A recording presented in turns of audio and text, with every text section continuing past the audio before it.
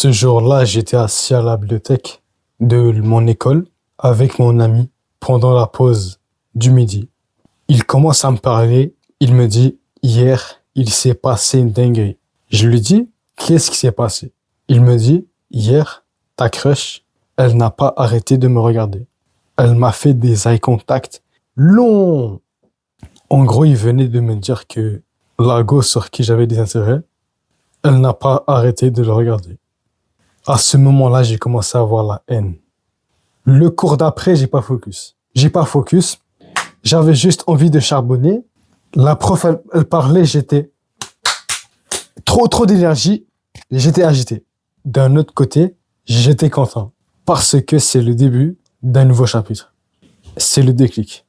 Parce qu'à ce moment-là, j'ai réalisé que je suis pas vraiment si attirant que je le pense.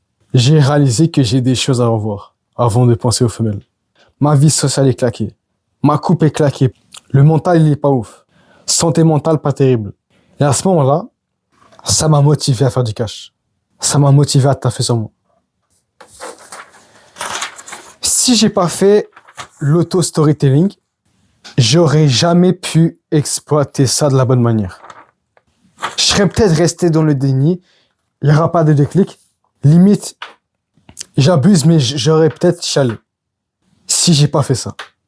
Donc les gars, si tu veux avoir un déclic dans ta vie pour être plus discipliné, motivé, productif, si tu cherches à avoir un déclic, la meilleure chose que tu peux faire, c'est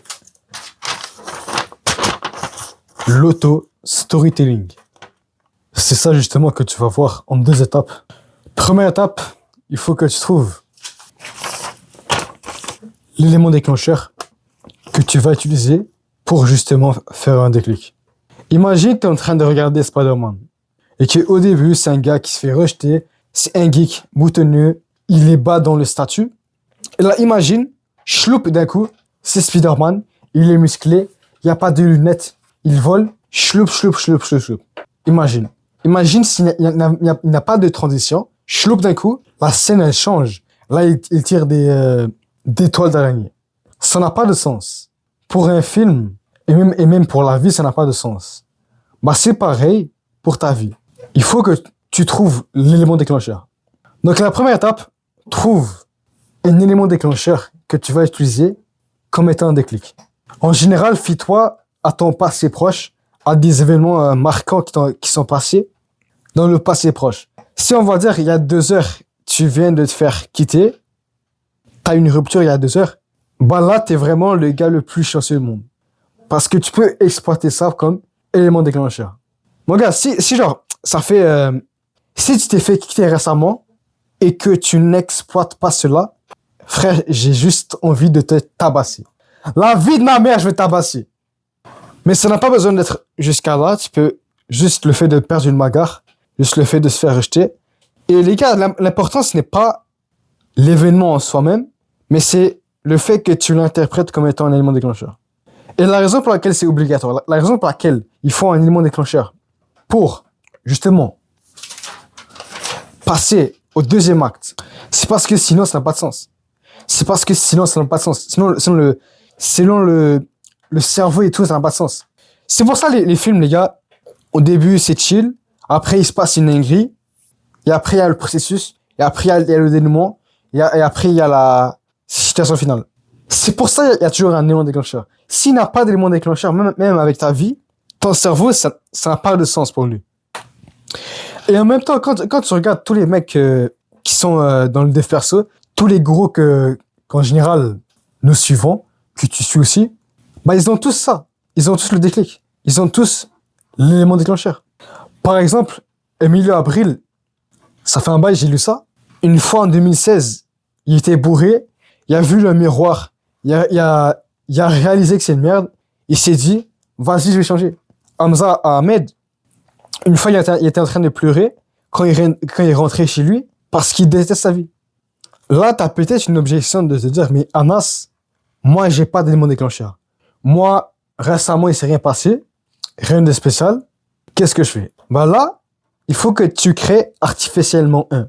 Il faut que tu crées un élément déclencheur artificiellement. Je vais pas te dire de te faire quitter. Je vais pas te dire de tuer ta famille comme ça t'es motivé. Non, les gars. Il faut que tu crées un truc symbolique. Comme par exemple, va dans le placard, ferme la lumière, reste 2 heures là-bas, parle à toi-même, pense pendant 2 heures dans le placard. Ou rase ta tête, rase complètement ta tête. Comme ça, t'es une nouvelle, justement, version de toi-même. Je sais pas, apparemment, genre, il y a plein de choses que tu peux faire. Tu peux même écrire une lettre au toi du passé. Il y a plein de choses que tu peux faire pour que, justement, ça soit symbolique. Parce que, même si c'est artificiel, ça ne change pas le fait que ça crée du sens. Deuxième étape, là, il faut que... Celle-là, elle est un peu bizarre, mais il faut que tu réécrives ton histoire. Il faut que tu réécrives l'histoire de ta vie. Donc, en gros, va sur Notion, va sur Word, va sur des trucs de notes. Fais-le pas sur papier, parce que sinon tes parents peuvent le voir et compagnie, c'est gênant. Donc, ce que tu vas faire, c'est pas compliqué. Tu vas écrire ta vie avant l'élément déclencheur. Là, il faut que tu sois réel. Il faut que tu sois honnête. Faut pas que tu inventes des choses. T'écris le déclic, l'élément déclencheur. Il faut que tu sois réel. Et là, il faut que tu écrives le futur. Là, il faut que tu écrives justement les moments où tu as commencé à... Troisième étape, là, il faut que tu écrives le processus. Donc, après le déclic. Là, il faut que tu écrives vraiment la meilleure chose qui peut arriver. Donc, sois pas réel. Rêve un peu. Rêve un peu. Écris le process. Écris la fin. Écris genre... Je vais te faire un exemple parce que c'est un peu compliqué à expliquer cela. Je vais te mettre genre un exemple ici pour que tu comprennes. Je prends un exemple. Au début, le gars écrit sa vraie vie. Il écrit sa réalité. C'est un habitat fragile. Je prends l'exemple, ok? On va dire, je prends l'exemple d'un gars, avant le déclic, c'est un habitat fragile. Il a la flemme d'aller à la muscu. Il veut rien faire. Il se réveille tard. Un jour, là il réécrit justement le ED. Il réécrit justement l'élément déclencheur. Un jour, sa meuf l'a quitté. Un jour, il a passé 2 heures dans le placard.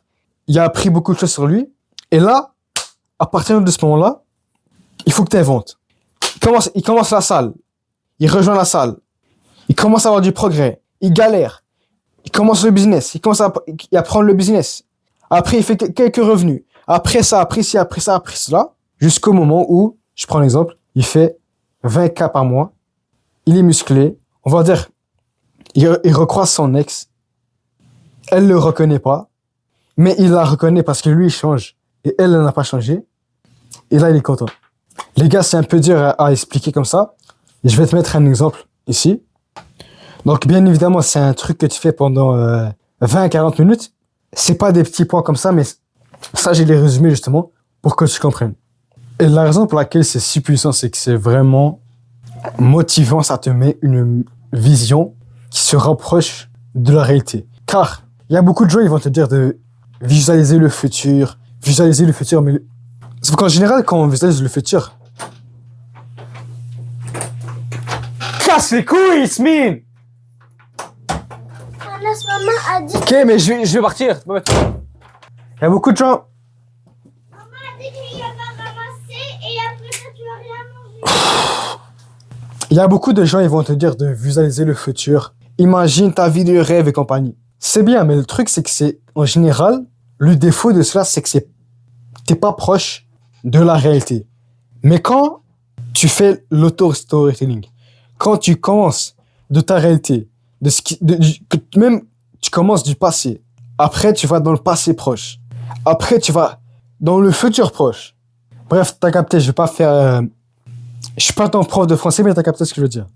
Mais le fait d'écrire, justement, ce processus-là, le fait d'écrire ce qui pourrait se passer, ce qu'on aimerait que ce qui se passe, tout en le liant à sa situation actuelle, c'est puissant, ça met la puissant de malade. Et c'est pour ça, les gars, je disais que si t'as pas d'élément déclencheur, tu peux créer un artificiellement. Parce qu'un gars, il écrit dans son histoire. Au début, c'est un méta fragile. Un jour, il a passé 2 heures dans le placard à penser. Il a réalisé que il y a du potentiel. Et à ce moment-là, il a commencé à taffer sur lui. À ce moment-là, il a commencé à aller à la salle. Il a commencé à taffer son business. Et après, le processus, il fait du cash. Il est musclé. Je vais m'arranger pour te mettre un template Notion que tu peux recopier. car c'est pas toujours très évident à comprendre.